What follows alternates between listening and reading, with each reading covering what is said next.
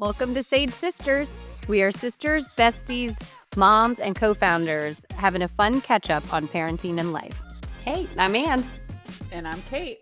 What's up, Ann? How you doing?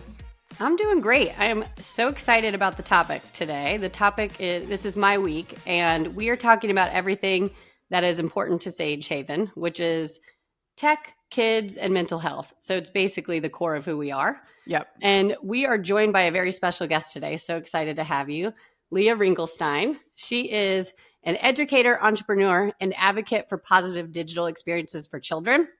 And she's the co-founder and director of digital wellness at Zigazoo, the world's largest and safest social media platform for kids. Yay. Hi, Leah. Hi, thanks for having me. Oh, we're so excited to have you. Yes. Well, before we get started with our highs and lows, why don't you just tell the Sagers a little bit more about yourself? Yeah, well, I'm thrilled to be here. I feel like this is such a wonderful community. I love that we're speaking to parents who are really trying to think critically about how to keep their kids safe, but also how to boost confidence with technology. I am one of you. I feel like we're all in the same tribe. So I am a mom. I have 3 sons. I was a teacher. During the pandemic, my husband and I created Zigazoo because we knew that kids needed a tool to be social, but ours were not going to be going on the ones that are made for grownups. And we realized there are a lot of other families that feel that way. And so I am so happy to be able to use my education background and meet so many amazing parents and kids who are trying to use technology for the best that it can offer us. And it's been a wild ride, but we have a really robust community and a great product, and it's been really fun. Oh, that's amazing. I didn't realize you were a teacher. What grades did you teach? I was a special educator, and so I got to run the gamut of elementary, like K to 5, and have so many touch points in the developmental spectrum. And then I stepped into entrepreneurship when I had my first child, so that I've been able to do the mom and the work thing at the same time. Yeah, we were just talking about that. The balance of both is really challenging, but the flexibility of being able to be remote nowadays is really nice for that. So that's also great. Our mom was a special education teacher, so she is the most patient person. So I'm assuming that you are too. So that's amazing. And I think like such a cool perspective on entrepreneurship when you've been in the classroom working with kids. Obviously, you really understand elementary school kiddos and boy momming. Love it. Yeah. How old are your boys? 9, 7, and 4. Okay, great. Nice. So you're right there with us. Mine are about to be 9 and 7. Ann's are close too. So awesome. Yeah, and a lot of what we talk about is really helping elementary school and middle school parents. So it's right there as well, because this is really the heart of when they're starting to deal with tech and kids. So you're in the same ballpark as all of us. So that's great. I feel like there's like this shift around 9 or 10 where it's like they're starting to enter the world in a different way, right? And so I'm starting to have that. My kids have grown up with Zigazoo. It's 5 years old. My youngest kid is 4. So they've had like an introduction to tech through us in a very like careful, premeditated way. But my 9-year-old's the one who's ready to be like a little independent, and that is it's a whole new ball game. Yeah. So well, I think about that a lot. We'll talk about this more like when we get back to the topic, but I love that Zigazoo is all about connection too, because we talk a lot about, it's not realistic to be tech abstinent. Like that's just not what our society is. It's not who we are right now. And it's so important for that connection. So I love that you're all about that. Zigazoo is all about connection and Sage Haven. So we can get back to that with the topic, but just for fun, we thought it would be great to have you join our highs and lows. So do you want to kick us off with your high this week? Yeah. So I live outside of New York City currently, and I never go to Brooklyn. It seems so far away. But I had a friend pop into town and be like, come to Brooklyn and dance with me. And we just danced in Brooklyn for like 4 hours. What are we talking? Ballroom dance? Or so happy. Just boogied. We just great. Boogied, under a disco ball. And that's a thing, like as a mom, you don't give yourself a lot. You're like, no, too far away, too late at night. I can't. 100%. But I said yes. And I'm still living off it. Amazing. So fun. So that was a high for me this week. Oh my gosh, I absolutely love that. I know friend time, that actually is similar to my high this week, which is getting with friends. Like we talk about the mental health so much of our kids, but mom mental health is so important too. So I was able to get away for 2 days and go visit my college roommates. We all got together, four of us in Indianapolis, and we had the best time. We just drank, ate, caught up. We did nothing really of importance, just caught up, drank coffee, did our nails, a little bit of like spa treatment. It was just the best time. Like, That's is there dreamy. anything better? Yeah. Awesome. Yeah. What about you, Kate? What's your high this week? I had a huge weekend, so I also feel like I big lifed it. We had a friend's 40th, a couple years younger than me. Don't worry about it. But she had a party at a country western bar that I didn't know existed. And we're driving there. It almost is like we're going into strip malls. And I'm like, this feels strange. And then we pull up and you go inside. It's like another world. They had line dancing, a mechanical bull. Like it had been a minute since I had been in a bar like this. They had live music. So were you Chris dressed and for it? Oh yeah. We knew Oh, okay. we knew we were in the country attire. Okay. But Chris and I in our 13-year marriage have never line danced together. So I got him out there line dancing. So we were boogieing too. So it was really joyful and yeah, kind of a big night. And then yesterday we went to the WNBA team. The Warriors have a new WNBA team called the Valkyries.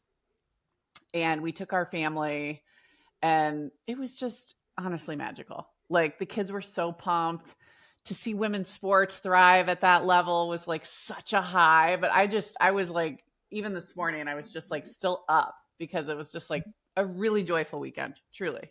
Was it sold out?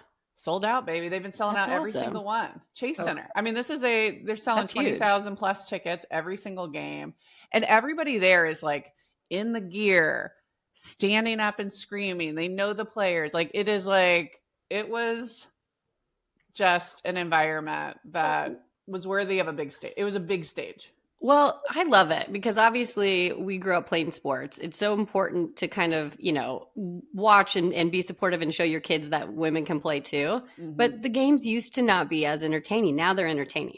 And NBA, so we were in Indianapolis this past weekend. It was game 6 of Knicks versus Pacers. Yeah. So the crowd was crazy. But I was just looking at tickets to see, and they were so expensive. I mean, I know it's game 6, but thousands of dollars. The lowest one was like $400 for the nosebleeds.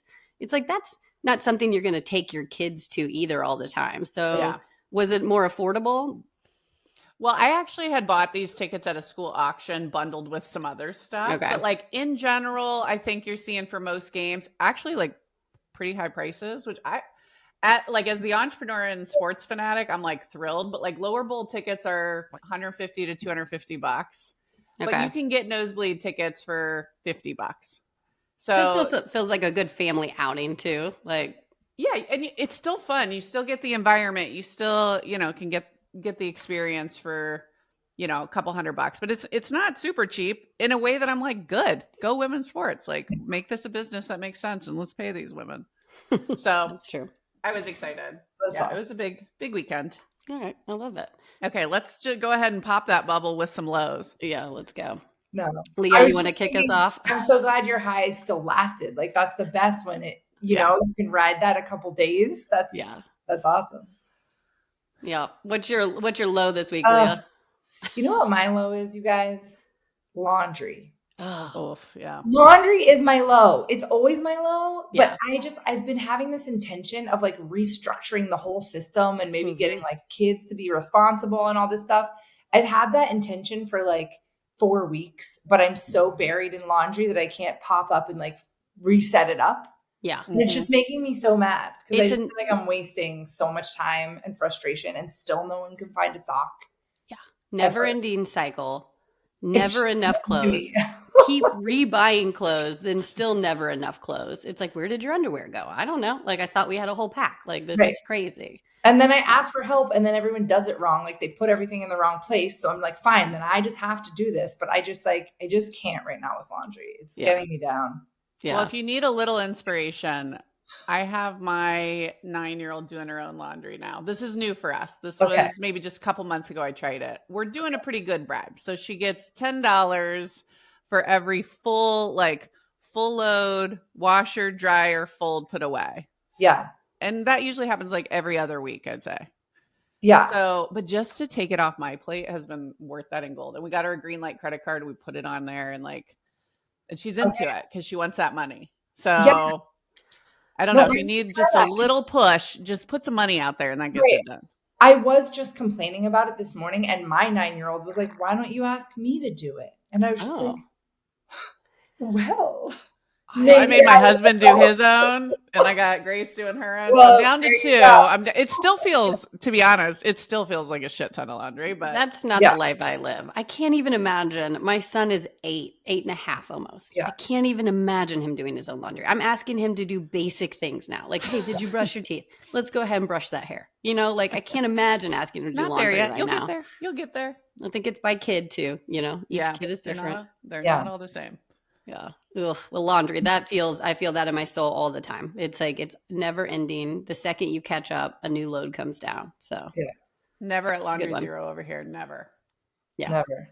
Well, it's kind of funny. We did not talk about this before, but ours is similar yet again, which is Milo is just the never ending cycle of trying to keep up with kid clothes. I'm in kid hell all the time of keeping up with, does that clothing fit you? Did we grow out of that shoe? Every sport that we come into, I'm like, we're good. We got basketball shoes. Oh, we're grown out. And then it's just, I love organization. We talk about it on the pod a lot. I like to clean. I like organization.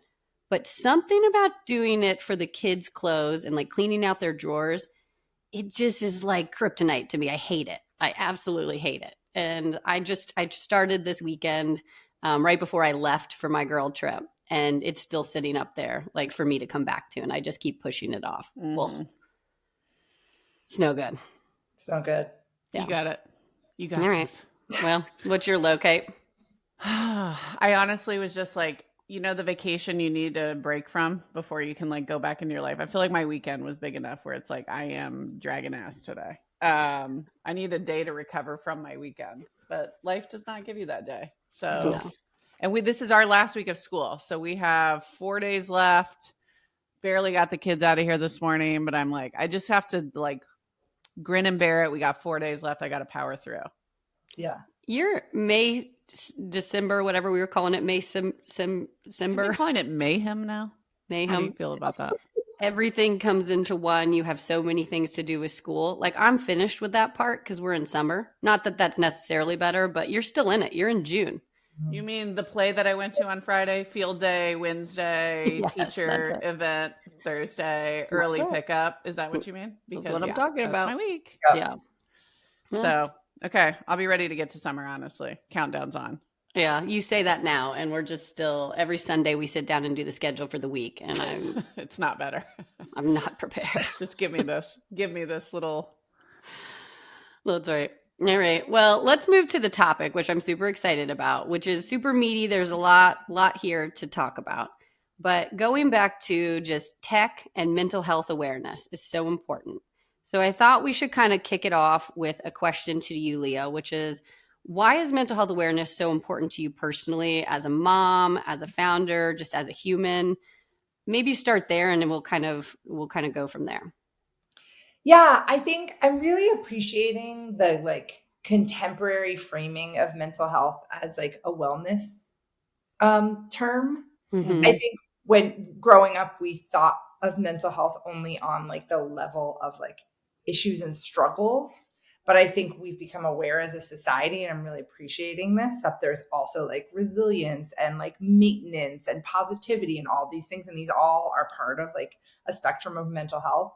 And I love that. I love that just the learning that we're all doing, that we all have, physical well-being. We all have we have so many layers to what make us thrive. And so I think that conversation is in a pretty good place right now. Yeah. You are right. People are talking a lot more about it than we used to, for sure. Right. Which is nice. Yeah. And I think we can go overboard with that a little bit. We can become so metacognitive and aware that we're diagnosing ourselves at all times. But I think we're starting to balance recognizing what promotes health. Yeah. So I feel like that's just like a cultural answer to that. Personally, I'm recognizing that even when you have studied, like I studied psychology, I studied child development, even when you have this like professionalized knowledge of these things, when you live in a family unit, you become aware of just how important the development of a healthy being is and what that looks like every single day. Like, how do you teach a child to have positive, affirming self-talk in their life? How do you teach them to manage a day and all the highs and lows of their feelings and like have a strategy when they start to get overwhelmed and all these things? Like, really working those into my children's daily life has helped me realize like I need to pay attention to this for myself too. I've always just lived like, I'm good, I got this, or like, I'm having a hard day, whatever. Like, just really recognizing there's so many strategies. And when you find something that works for you, you should use that again and again so that you don't get like overwhelmed by like the struggle times, you know? Do you have one strategy that you're doing with your children for the positive self-talk? Because we did a podcast on like how to be that like hype man for your kid and really get them to believe in themselves, not just hear it from us, but believe in themselves. And as a parent, you know, there's always that, especially the guilt comes up. Like, am I doing it right? Am I saying the right thing? So what would you say works over in your household to get them to believe in themselves? Yeah. Oh my God. That is such a good question. I feel like there are so many, but one that pops into my mind right away is a ritual. Like every single day, a ritual, a mantra in a way. And so every morning before school, we made like a secret handshake. And I love that. The design of that was to have them walk into school with like 3 words that I want them to think about throughout their day and hear from me when they're alone. And it's, I am strong, I am loved, I am awesome. And then we give a high five. And it's funny because my older kids are like a little too cool for the whole handshake. Like it involves like a handshake. So I just like whisper it to them. But the little guy like still does it. It's very important to him. And so I feel like those like, I'm strong, I am loved, I am awesome. Those 3 words come into their day every day as part of their routine. Yeah. And I feel like that just makes it more likely that it's going to come up in a moment when they're maybe like, I don't know, not feeling cool on the playground or like not sure they can do something. I love that. Yeah, it's ingrained in them. And it's like, are some days when we do our little talk like that, you know, my daughter who's so sassy, is she going to eye roll at me? Probably. As she gets older, I can see that. But you're right. It's going to be ingrained in them and it's going to be something that they hear. And I love that. You just want them to feel safe and confident and know that they are loved no matter what's happening in the outside world. Yeah. What are your, like, how do you view, especially like as you've done Zigazoo, which is so important and we can kind of get into that a little bit more. What's the connection that you have found with tech habits and social media to youth mental health? Yeah, I think there are like 2 realms, like 2 locus of control that we need to recognize when we talk about like how this affects kids. One is inside, like who they are and how they learn how to navigate a scenario. And one is outside. What are the spaces that we're creating for them and how do we take responsibility for those? So I recognize like the research is showing that we're becoming more aware as a society that this technology, social technology, can have a negative impact on confidence and identity development, but it can also provide a really powerful resource for connection, for learning, and for creativity and expression. So I think just like that awareness, both from the parent side as well as the industry side, that we have like a very important responsibility to shape who these kids are as they grow up and how they understand their relationship with technology, but then also only let them in spaces that are designed to keep them safe and to guide them through this process. Because they deserve better than just being kind of thrown out into a toxic world and like expecting them to find their way. And we understand that there is a high correlation with like that negative impact when they're exposed to the wrong kinds of content and social interaction. So I think it's a strong bond, whether we like it or not, between technology and confidence and self-esteem. But I think that there are ways to navigate that can really set free wonderful positive outcomes for kids. Yeah. How do you do it for your family? Because obviously you're an expert on this in so many ways, and you have kids that I'm sure, like every other, 9 and 7-year-old begging for YouTube and Minecraft and whatever else. Like, how in your own home have you kind of like struck the balance or created boundaries that have worked for your family?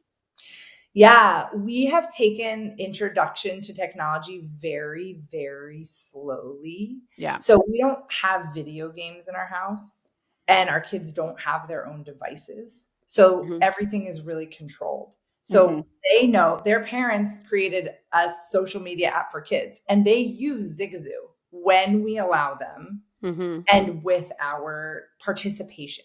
You know, Mm-hmm. my oldest I'm able to say, here's Zigazoo, you can go ahead and you can interact with it because it's a safe platform. Yeah. But the younger ones, I am helping them, even with the safest platform that I made myself, I'm helping them understand, like, here's what, here's how long you can use it. And here are the channels that might really serve you. And here's how you get up and create and not just sit forever. Like, I'm Mm-hmm. teaching them those behaviors. With video games, we haven't brought them into our home because I'm a staunch believer in boredom and creativity, and I think they Mhm. suck time out of that. But my older son is starting to go on play dates where they're playing the video games. So Yeah. I have, like, we've taught him like a couple of boundaries. Like, this is something you can do with your friends if you want to, but if Mhm. violence and blood, our family doesn't do that. Our Yeah. kids don't engage with that. And also, if you're chatting with people that you don't know, it's not a kid in your class, then you Mm-hmm. need to walk away from that. And here's what you do. You either say, like, let's do something else, or you get a parent's help, or here's your code for how to call me. Like, we've made it really clear why, like, in their space and development, they need to be balanced. Yeah. Like, Mm-hmm. my kids know, they're like, my if I watch too much TV, my eyes start burning and my mood changes. Like, Mhm. Mm-hmm. making them aware of these things that we just can fall prey to because of the way technology is designed in our own biology. So I Yeah. feel like metacognition is one, and like family boundaries, no matter where you are, these are our family boundaries. And Mhm. here's how you become brave enough to follow those, even though it's hard.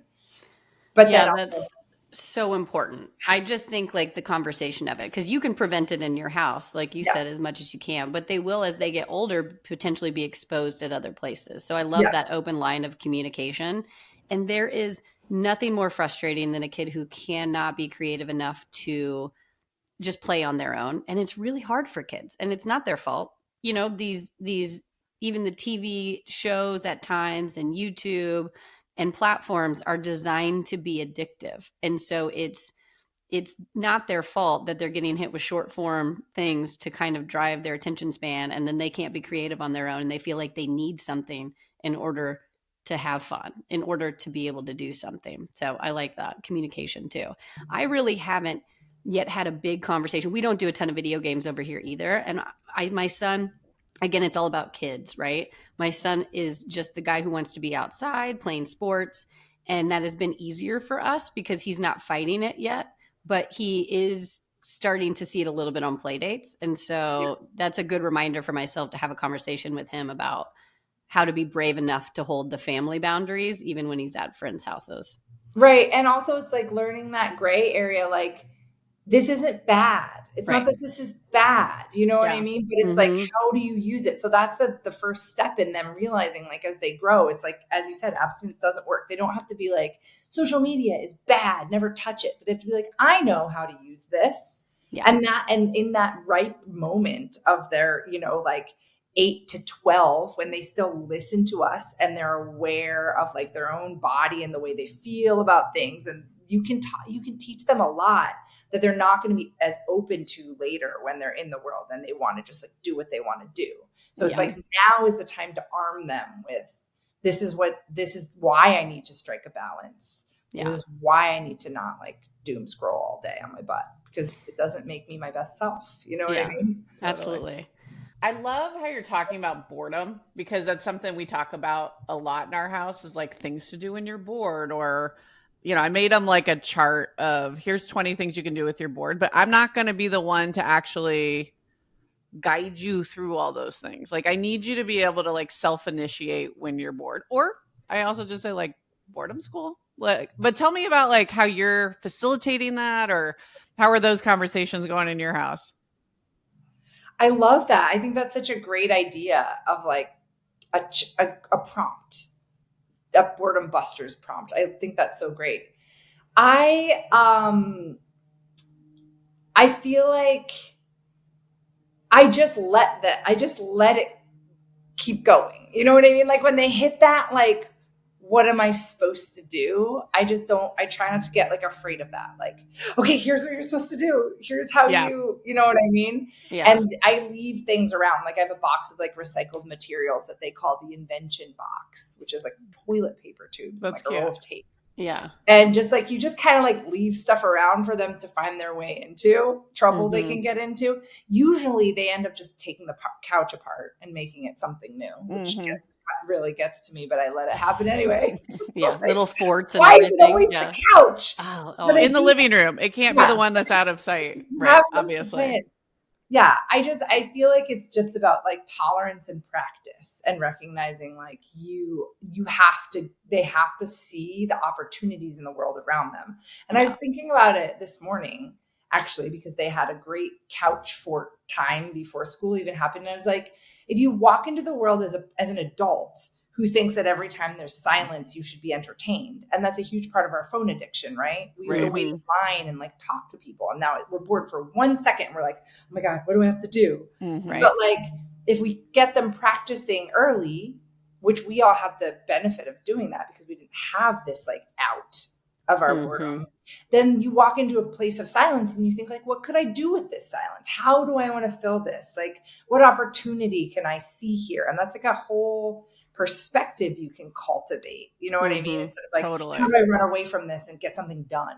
Yeah. And I think that creates, talking about mental health, that creates a level of anxiety. Like, I should be productive with this moment instead of like, what do I feel like doing right now? Like, when do we ask ourselves that? What do I feel like? And I think I know you're talking about your kids, but I really feel like you're talking to me too. I am. I'm talking to me. I'm talking to me. I don't feel like doing that laundry. But it's just like, I feel this pressure because this, the to-do list, especially maybe as an entrepreneur where the work there's no stop. There's no clocking out. It's like, I have a moment. What could I be doing? What could I be doing? And it's like, I really am actively trying to kind of go, don't pull out your phone. Don't pull out your phone. There's a million things you could do, but like, just try to slow down and have a moment where you observe the world around you. I mean, this is like my own mountain to climb right now. Yeah. It's scary how rare that is. I know. So we have talked about this, but Kate's husband, Chris, is he's very good for Kate because she's go, go, go. And his motto is like, do what feels good. Do you want to do that? Do you want to do that? Yeah. Like, really? And we always joke about our upbringing was like that Midwest Catholic guilt. Like, you've got to do all these things. You've got to do like, what's the appearance going to be like? Like, and he's been really good because I've been learning about that. I like take that motto on to myself. I'm like, do what feels good. Does that feel good? Do I actually want to do that? And it's like, I don't know. It's helped me a lot for sure. Yeah. And it moves through the world so slowly. It's like really different. Yeah. Yeah. That's so cool. And I feel like sometimes we don't even know what feels good. Right. And when I talk about like regulation with my kids, like in a happy moment, if you stop and say, what would feel good right now? Maybe I want to play Legos. I need to ask myself that, not just go straight to, for them, it's like, I don't know. It's not as much their tasks that they need to get done, but it's like their go-to obsession, or maybe it's technology or something. But in a hard moment, like, my son was having like big feelings the other day. I was like, what do you want? What do you need right now? And he decided he wanted to like listen to a podcast and like drink a cold glass of water. Like he was able to design his own calm down. Yeah. And I feel like those empty moments are when we're like, I like this. This feels good. And then when you're in a place of stress, you remember that. I like this. This feels good. This is where I can turn. If we don't let ourselves ever feel that, then we all just turn to our phones. We do. And just coping skills with anything, any life stress feeling, coping skills. Yeah. Well, I'd love to pivot just a little bit because you touched on this at the beginning, but I kind of want to dive into it, which is, as fellow entrepreneurs, we love to hear like the founding story, the background, like what was the inspiration for Zigazoo, and kind of just tell everyone a little bit more about Zigazoo. It's, as what it is and what it's doing for kids. Yeah. Yeah. Thanks. My husband and I were both elementary school educators. So we both just love thinking about how to create spaces for kids, whether it's in a classroom or in a family and now in technology, that like liberate their brilliance. Like kids are so amazing. Mm-hmm. They have so many creative ideas and so much energy, right? To like Mm-hmm. put out there. And so during COVID, we had both been teachers, and then we were entrepreneurs. Our first company was for teachers, was a tool for educators.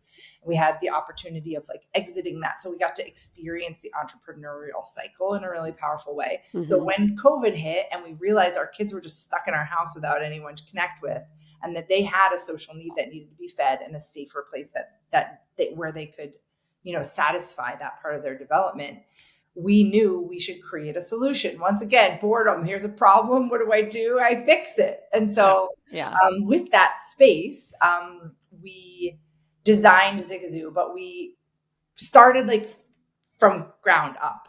Instead of being like, here's Instagram, let's like duct tape the sharp corners. We were like, ground up. How could we take the wonderful things that social technology offers us, a chance to connect with other people, to liberate our creativity, to make really phenomenal content and community. And we started with the tenets of project-based learning, which we loved in our classroom, and play-based learning. Okay. And it was kind of like your little boredom list. It was like, if you start with a prompt that challenges a kid, like at that point it was us. But now we have like an NBA star, like making a free throw. And then that's your prompt and that's your inspiration. And then we say like, now show us your free throw. You know what I mean? Mm-hmm. Or we have, an entrepreneur from Shark Tank read their book. And then we say, now what business do you want to start? Like the inspiration comes from the videos. We also have kids that create the inspiration, which I love. So it's not just adults and companies. It's also like role model kids who say, here's the best of me, show me the best of you. Yeah. So that project-based learning model really kind of breaks through some of the struggles that we have with kids and being passive consumers of media. And it's really a call to action.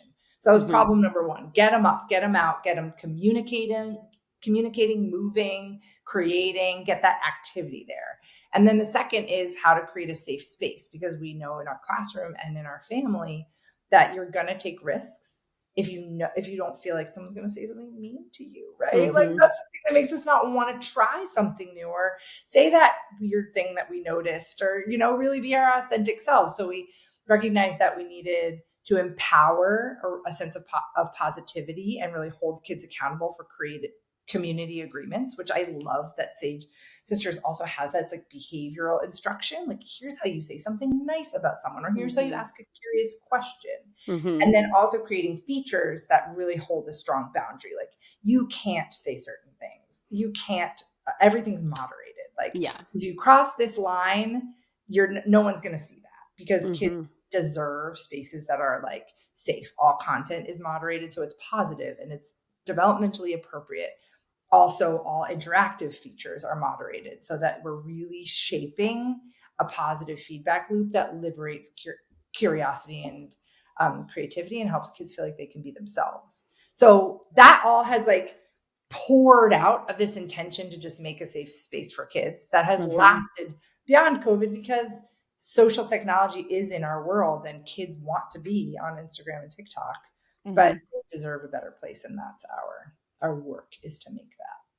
Are you having families delay, I'm calling it traditional social media? So like, I know the popular, especially like in middle school, this becomes like really culturally dominant, but it's, really TikTok, Instagram, and Snapchat are the top three.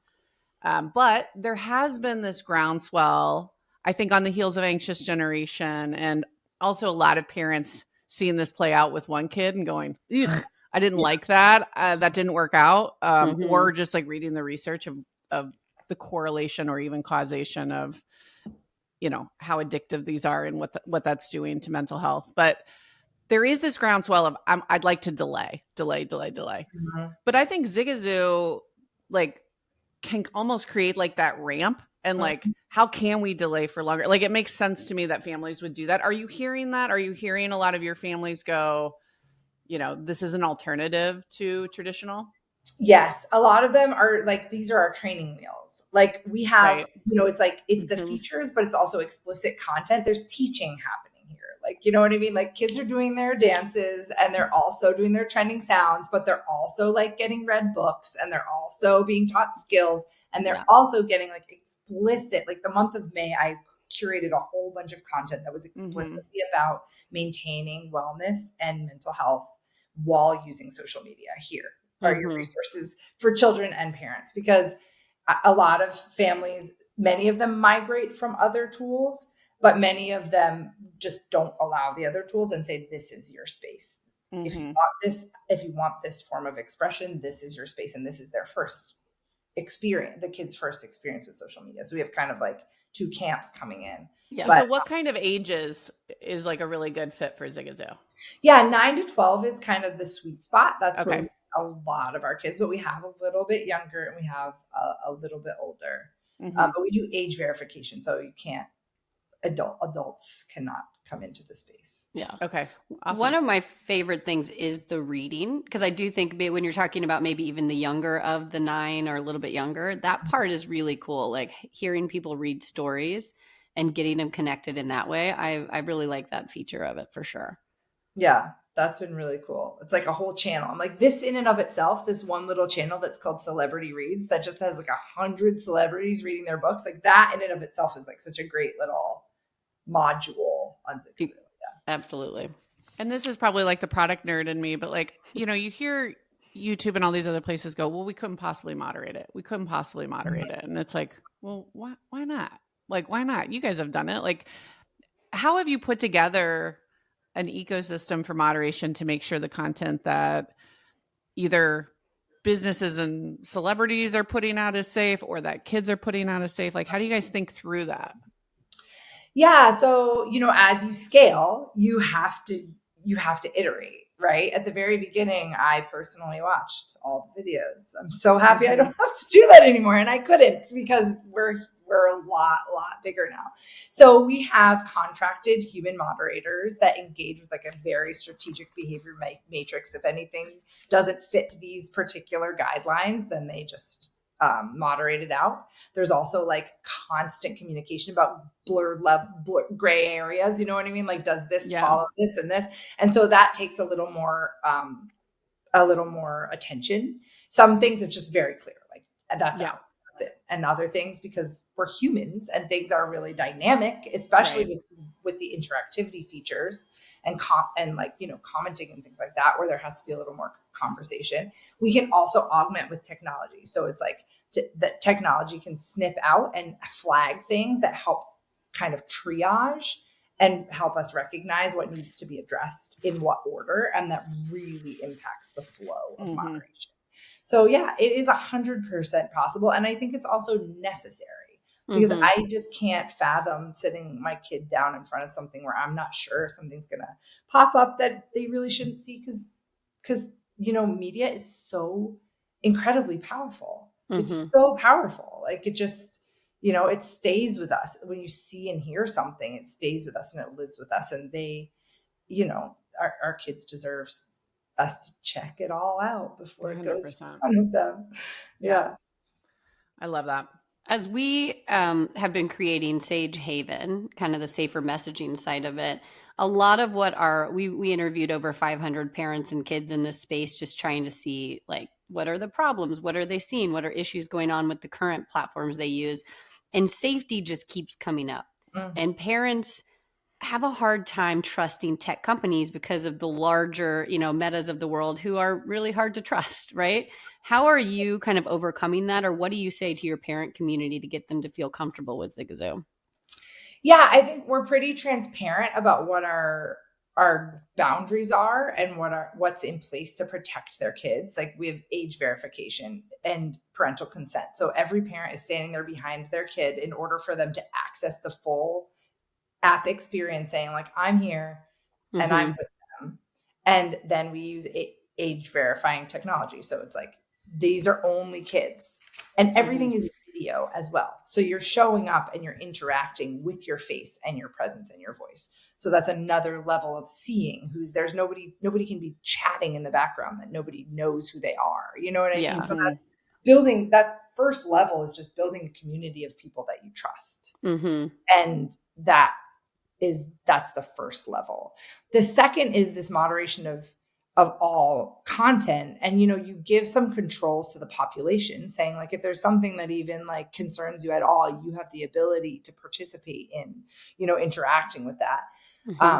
But yeah, we have like so many stop gates before content hits the feed that parents, I think they develop that level of trust just by participating, as well as by communicating. We also communicate with all of our users in regular newsletters and things like that. I think another thing is the kids are the strongest advocates for the experience, and so we have levels. We have like a layer of kid creators who are all on board with like what the tone is, because I think safety is not just like, don't let bad actors in and don't show anybody anything bad, but it's also like, do you feel safe in this environment? And that is facilitated by the way kids interact with each other. So our role model kids are really equipped with understanding, like, this is what Zigazoo is all about. And I see it all the time. Like, you can't say a mean thing because it's moderated out, but you can say a thing that's like a little bit on the edge, like, you didn't do that dance right. Right. Yeah. Right. And then kids jump right in and they say things like, that's okay, they did it their own way. Or like, on Zigazoo, this is how we act. Like, they're really like advocates for the Zigazoo way. Yeah. And I love to see the kids taking that into their own hands. And I think parents feel comfortable and confident when they watch that their kid is becoming aware of a level of behavioral standard, because they're advocating for it and they're held accountable for it. And I know even in my kids' classroom, like, I like to know the kids are taught to be kind to each other. The adults are making sure they hold them accountable, but like, no one's just going to run around and hurt everybody's feelings and then nothing's going to happen. You know what I mean? Yeah. I love your educational background for kind of the root of what Zigazoo is. And, it's so nice to see people in the same space who are creating something with the kids' well-being in mind. That's the biggest thing. So like, do you have any hopes for other platforms like Zigazoo as kids grow up in this digital world? Like, what are your hopes as we start to see more resources out there and more solutions? Yeah, I hope that, we can create, I think we do need to create like standards and laws and rules around what we make for kids and how it looks and feels to them. I think that like, we can't assume that everybody who makes an app for kids is thinking about kids' well-being. And even if they are, we recognize in within the capitalistic world, like, unless they're incentivized and held accountable, like, engagement at all costs is our standard. That's how you win. You know what I mean? And if that's how everyone's winning and you want to make a successful business, you think you have to do that. You have to do engagement at all costs. So I think we need to start at the highest level and say, like, just like we say with schools, you know what I mean? We literally have codes for like everything in a school. This is what is acceptable for children. And I think we need to make that same, and we're working on it, but we need to get more voices to the table, and we need to be more structured about, like, you cannot be a viable kids tech business unless you follow these standards. You know what I mean? Like, you go through all the bells and whistles to make sure you have an accessible ramp to go into your restaurant. If that's what you have to do, you have to do that. And so we need to do that same thing to make sure that our kids are safe. Because I think otherwise the game is just like, how much can you get them to watch? That's the game. That's how you win the game. And that's not healthy for them. How long can you get them to sit here? That is not healthy for them. So you need to see verification. You talked about verification, and we do parent verification, but my blood kind of boils when I read things from Apple or Meta or Snapchat saying, oh, we couldn't possibly parent verify. It can't be done. It's like, what are you talking about? Of course it can be done. You make sure that whoever is logging in is an adult. You don't put just an age gate that any 10-year-old could lie about their birth year to get through. like it's not even difficult. And I think now in the broader conversation, it has shifted a bit because I think a lot of people went, huh? Of Yeah. course you can. Yeah. And now it's kind of like, okay, well then they should do it, not us. Is it going to be the app store or is it going to be the app level? And it's like now they're all pointing fingers and spending a bunch of money in DC lobbying that the other person should have Right. the liability or the onus to build that feature. But hopefully that means we're one step closer to something reasonable here. But like this has bipartisan support. Every parent out there goes, of course, like we can't be letting our kids access TikTok at 7. Like it's nuts. So anyways, I just thank you for doing parent verification. And I think you guys were early to this and you have real scale. So it's like this argument of it can't be done at scale is total BS. And I think like you guys are such a good example of like a company at size that's doing that and committed to that. And so anyways, I just think that's such a huge piece of this puzzle. And and like AI can help. You know what I mean? Yeah, like if we're tech businesses, we understand that like there's technology that can help let you continue to move quickly, but do the right thing. Right. And I think that you're right. It's like, I think these companies they've gone friction free for so long that they think, oh, I have to slow down. Well, they try to take a privacy policy that really makes sense for adults. Yeah. And because they're so nervous about anything that might get in their way there, about their ability to track you across the internet to do all sorts of stuff. And, you know, they call it privacy. But the reality is like every parent knows you don't give a sub 13-year-old pure privacy. I wouldn't let any screens in my kid's room. Right. Unsupervised with doors closed. It's like, that's crazy. So I think just finding that sweet spot of enabling parents and empowering parents and helping create a slower on-ramp. I feel like it's so powerful. And you guys have committed to that. And I think there's going to be so many solutions that sort of actually address the root causes. Like the pendulum swung so far and then everyone went, whoa, this isn't working. And I think now you're seeing like a bunch of different solutions. So anyways, we're excited to work with you guys on getting the right legislation in place and helping show how it can be different.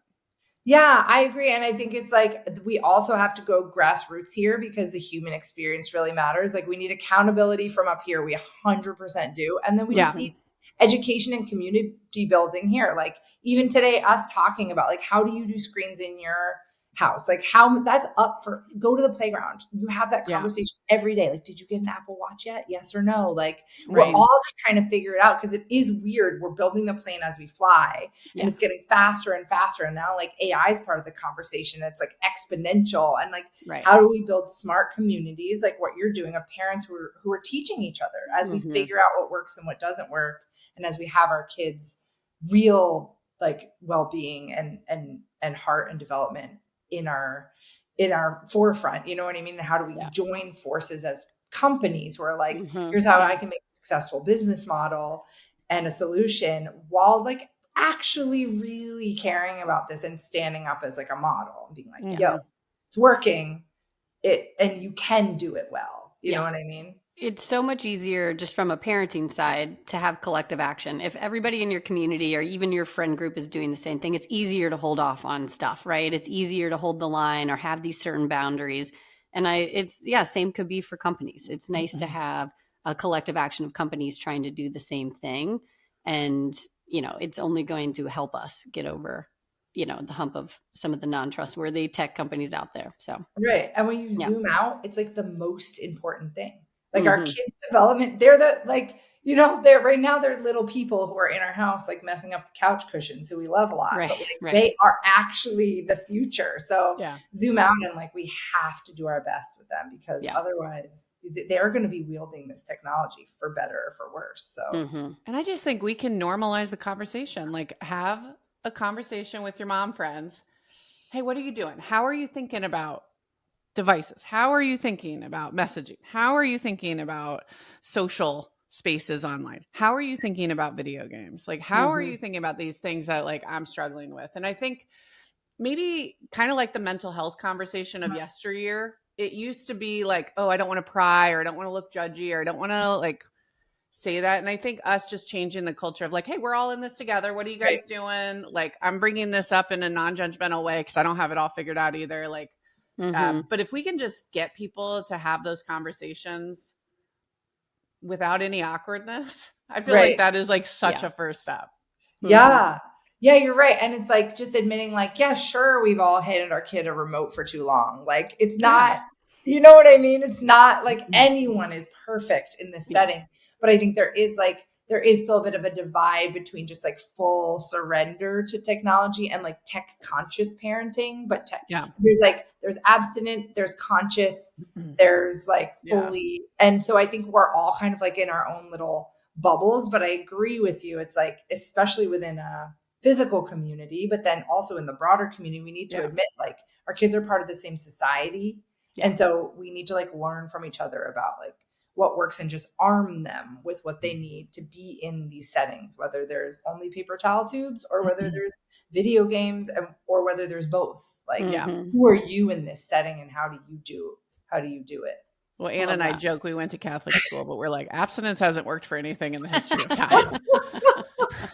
So it ain't going to work here either. We got to find the happy medium. Happy medium. They'll find a way. Well, to close the loop on the mental health topic, is there something that you do to kind of help your own mental health daily? Because, you know, we talked a lot about kids' mental health, and a lot about how it's so important for us to have good mental health as moms. So what are you doing over there that can maybe be a tip for us? Yeah, something that I have realized is, okay, so I had this mentor, this elderly lady when I was like, before I had kids. And she said to me one day, if you can't do something with love, don't do it. And so like now I have to do all this stuff that I don't want to do, like dishes and laundry and whatever. And I was like, how do I fill this with love? Because I have to do it.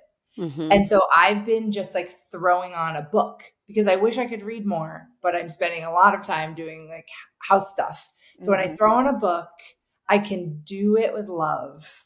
And actually I walk away from those like mindless slog chores with like a sense of like accomplishment and joy.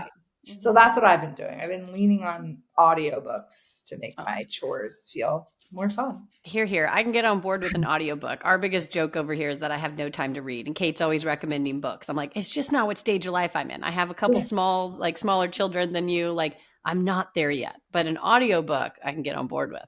Yeah. You can read and do other stuff. I love that. Yeah. And that's great. Your obsession?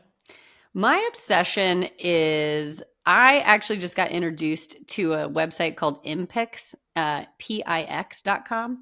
And it's just digital prints, pretty affordable. But I used to just do the old fashioned CVS, Walgreens digital pics when I was replacing my frames. But and I have to give a shout out. My girlfriend Natalie told me about this. She will be upset if I try to take this obsession on my own.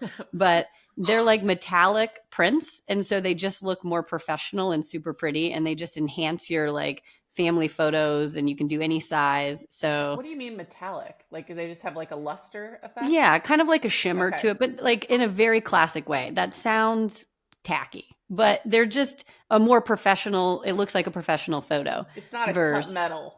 No, it's not like those minted.com like really nice, where you have the foil. Yeah. No, not that. It's just like a sheen over it that makes it look more professional. Okay. And I saw a couple in her house. I was like, these photos are so pretty. And she was telling me about them. And now I've printed a few of my own. And they just, they make it look so much better. And they're cheap. So love it.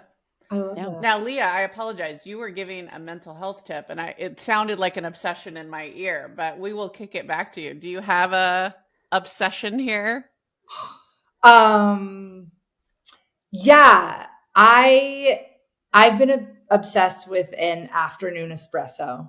That's what I've been obsessed with. That moment when you just did a whole day of work and then you have to go pick up your kids and do another whole day of work. Yeah. I was like really struggling with that moment. And I realized like a little mini coffee that makes you feel like you're in Italy and wakes you up for a minute. Now, did you buy the machine for your home, or are you going out? I haven't yet, but I'm about to, because I think I'm about to have spent as much on my mini espressos as I would have on an espresso machine. Yeah, we So we maybe I need finally it. we finally bought one because of that. But Yeah. now, just be aware. Now, every time I do want to go out, because I still like to get an afternoon coffee or something just to like break away from working from home, my husband will be like, "Well, we have the machine." He kind of almost puts the guilt back, and I'm like, Yes. let me go You're get my like, beat it, coffee. Phil. I Yeah, gotta get out beat of it, here. Phil. I gotta go get my iced coffee or whatever it is. Now, are you That's a up good all one. night? I guess my only fear with like espresso, maybe it's the quantity, with all things, I'm overdoing it. I feel like So, I'm still at that so tired at parenting phase. I could drink one and still fall asleep right after. okay, You amazing. know what I mean? Yeah, I absolutely. have like a ritual around my afternoon Diet Coke that's like unhealthy. It's got like ASMR components and it's like, Yeah. I build like a whole moment. I've been trying to switch you to Olipop's. Not that it's that much better, but I think that it feels better, Get and outta she's here. not buying it. You know what? You got to do what brings you joy Exactly. within That's right. balance and reason. One That's right. precious afternoon caffeine moment. All right, Kate, what's your obsession? So we did an episode a couple weeks ago on like refreshing your home, and I did it inside, I think, at that moment where I was like kind of doing the season transition. But more recently, I'm looking at my outside going, okay, we're about to be spending so much time in our backyard for summer, especially with the kids out. So I bought new umbrellas for, like sunshades, and I got Okay. black and white striped ones, Cute. which is giving me French Riviera or like Italian Riviera vibes. Yeah, like villa much more, vibes. yeah, Uh-huh. yeah. So Mm-hmm. I guess just like I'm out there with my, spritz, and now I have a striped umbrella, and it's kind of come full circle. So I'm really excited they came. They look amazing, if I do say so myself. And they really weren't expensive. I like the base for an umbrella is expensive, but actually the replacement is not that bad. I think it was like $40, and they're Great. huge. They're 9 foot across. So anyways, Well, we'll quick link refresh. it. Sounds great. Also, maybe we'll link the base because I need an umbrella now for my outside, but I don't Okay. have the base. So if we could link both, that'd be great. Okay. Well, it's a good outdoor refresh. Mm-hmm. I love that. So Awesome. Well, Leah, thank you so much for joining us today. This was so fun, and we love everything you're doing at Zigazoo. So appreciate your time here, and hopefully you can come back on a future podcast and we'll talk about something else. So I love that. Yeah, I love what you guys are doing as well. And I feel like we're all just gonna, help these kids become the best they can be, the best digital citizens and real life citizens they can be. So it was an honor talking to you guys. And I'm gonna get myself an umbrella, I think. I don't even have an umbrella outside. Yeah. I like that idea. You've awesome. inspired. I was going to say, now that you can take your espresso out under your Italian. Yeah, you're ready. You're I know, ready. I pour it over some ice. It's going to be great. That sounds Awesome. great. Yeah. Well, Thank we you always so much. close out every podcast with a Lilas, love you like a sister, because we used to say this all the time before. So it did feel like we have a third sister. We love Sarah. It felt like you were very much a part of our sister community. So Love that. that's All awesome. right. Lilas. Lilas. Lilas.